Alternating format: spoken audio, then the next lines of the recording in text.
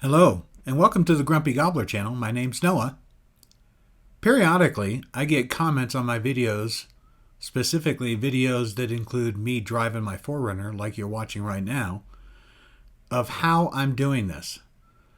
On my last trip, I recorded a clip of how I control my Skydio 2 drone using the beacon controller. And here you go. And in case you're wondering, you might have seen some drone shots before this, how I control my drone when I'm driving. It's this. I'm running when I'm driving and I'm doing shots while I'm driving. I use my Skydio drone, Skydio 2. It's not the Plus, it's the regular Skydio. And that's the beacon that you can get optionally with the Skydio. And that extends the range, and you can also control it. So you can see the buttons on here, and so I'm just running the buttons as I'm driving. And so I can make it go wherever I want, in front of me, side, all the way around me, whatever. And there's different modes, but I just tend to use the follow me mode and just control how far away from the vehicle it is by pressing the plus and minus right here, and use these arrows to position the drone where I want it. Anyways, I thought somebody might be interested in how I control the drone and how I get to move around, because I am by myself. Sometimes I envy the people that have somebody else with them that can fly the drone and they can just look at the screen and control it. And I cannot do that. And so that's where the Skydio comes in handy. Now I could do stuff with the DJI drones, but the problem with the DJI is it's too slow. It will not keep up with me.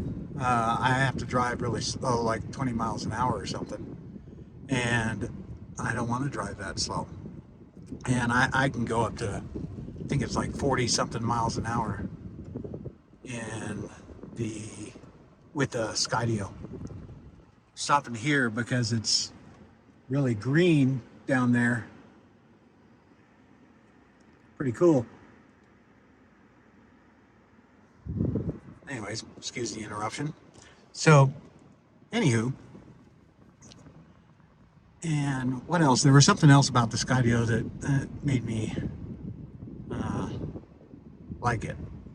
Oh, I can make the DJI faster, but when you do that, the obstacle avoidance turns off. And I put it in sport mode, and the obstacle avoidance turns off. And obviously I cannot have that. The Skydio can go 40 something miles an hour with the obstacle avoidance on. And the obstacle avoidance works really, really well. And so I never really have to worry about it.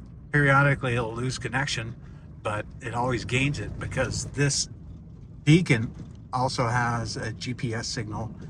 And so if the Skydio loses visual contact with you, it'll hone in on the beacon and go to wherever the beacon is. And so I really don't have fears when I'm using the Skydio, unlike the DJI. So if you're thinking about the Skydio, I only use it, I would only get it or recommend it if you're doing a lot of shots outside the vehicle, whether that be a motorcycle, whatever. I would only recommend it for that, because the controller where you just hand fly it for the Skydio sucks. It's a piece of plastic crap. So I bring the DJI when I do other drone shots when I'm stationary. I only use the Skydio when I am moving in the vehicle.